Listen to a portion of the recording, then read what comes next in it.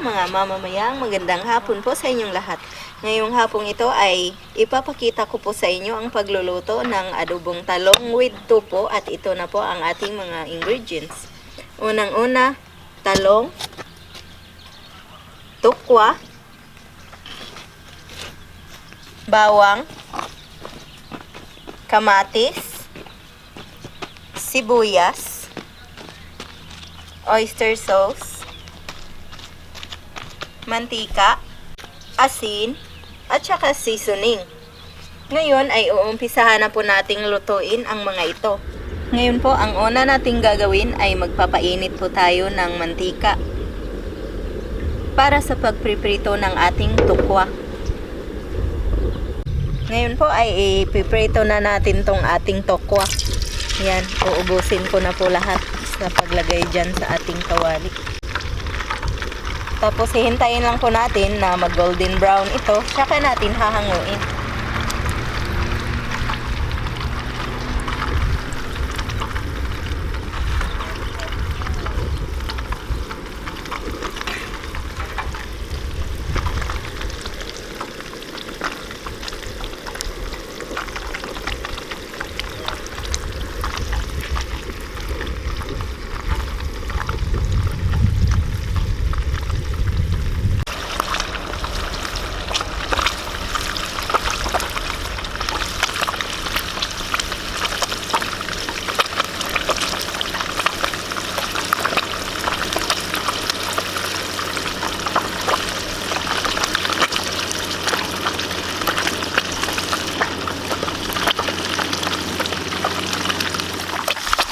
Ngayon pong medyo na golden brown na yung ating tokwa ay binaliktad ko na po siya.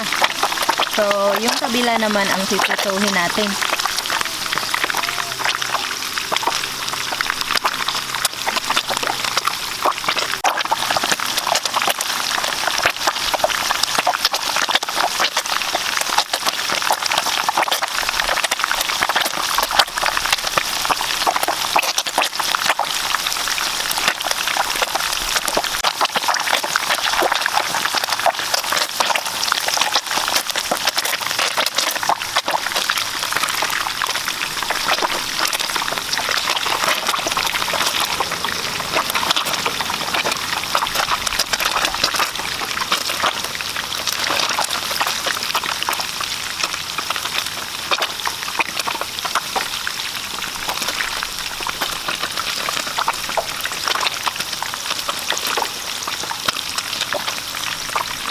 Ay hahanguin na natin to kasi luto na siya or na golden brown na po.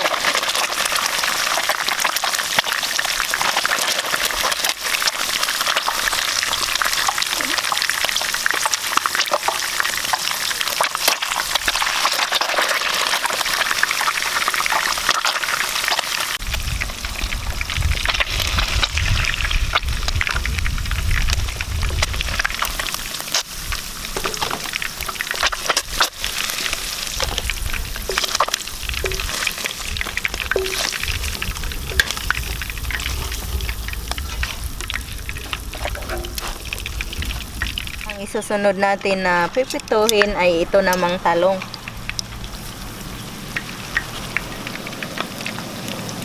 Tapos hintayin lang po natin siya na mag golden brown.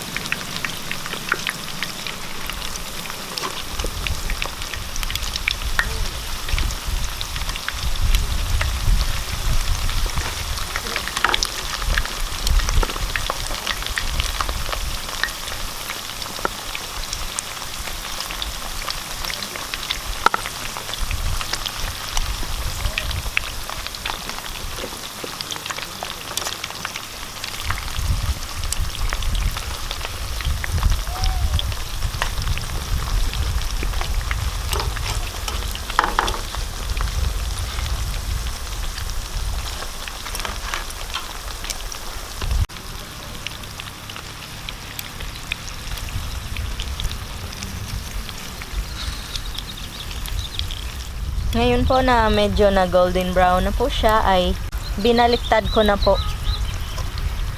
Ayan na po.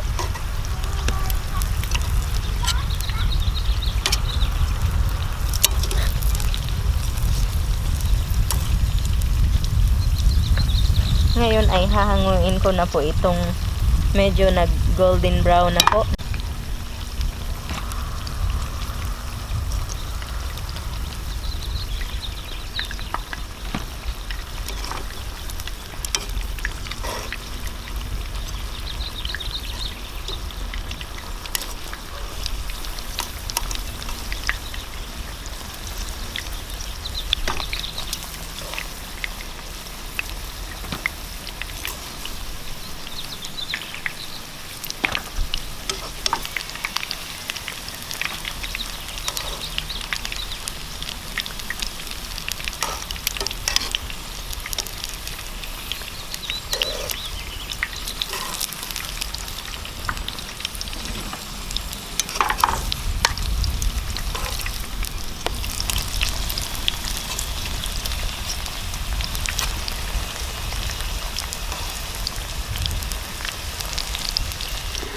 Ngayon po ay igigisa na po natin yung ating mga iba pang ingredients dito.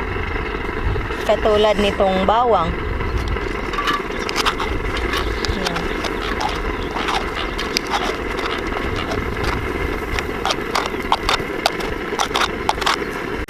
Tapos hahaluin lang po natin siya.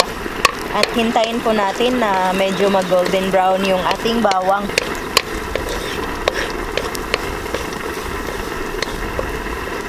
Ngayon pong nag golden brown na yung ating bawang ay isusunod na po natin itong ating sibuyas.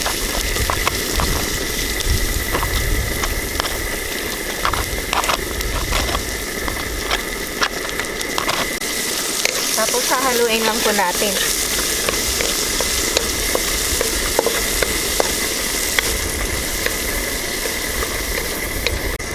Dadagdagan po natin ng konting mantika. Yan. Ito po yung ginamit kong pang-prito kanina. Ngayon po ay isusunod na po natin ang ating kamatis sa paggigisa. Ayan. Sobrang bango na po nitong ating ginigisa ngayon kahit wala pa po yung talong at saka yung tokwa. Hintayin lang po natin na maluto ng konti itong ating kamatis bago natin igisa yung ating talong at saka yung tokwa.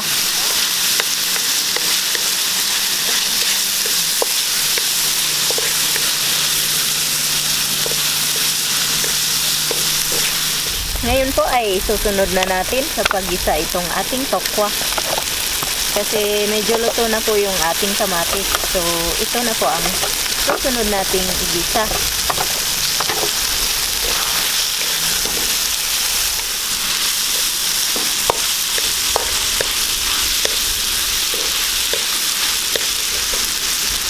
Ngayon po ay susunod na natin ang ating seasoning.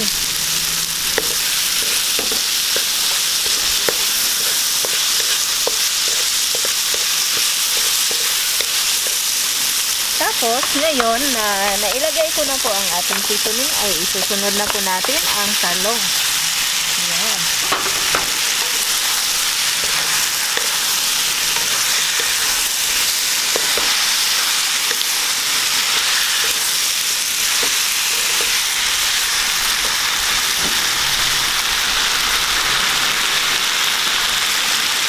Maglalagay po tayo ng konting oyster sauce.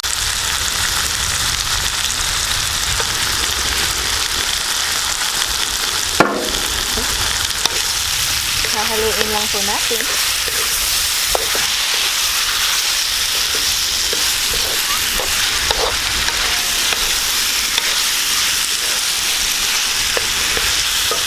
Ngayon po ay maglalagay po tayo ng konting asin. Ayan.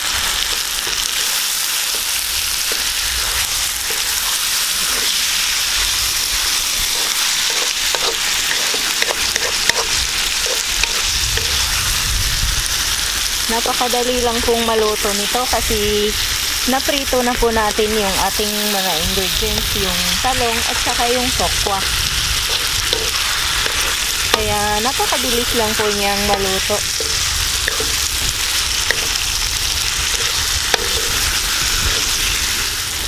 Ngayon ay hahanguin na po natin to.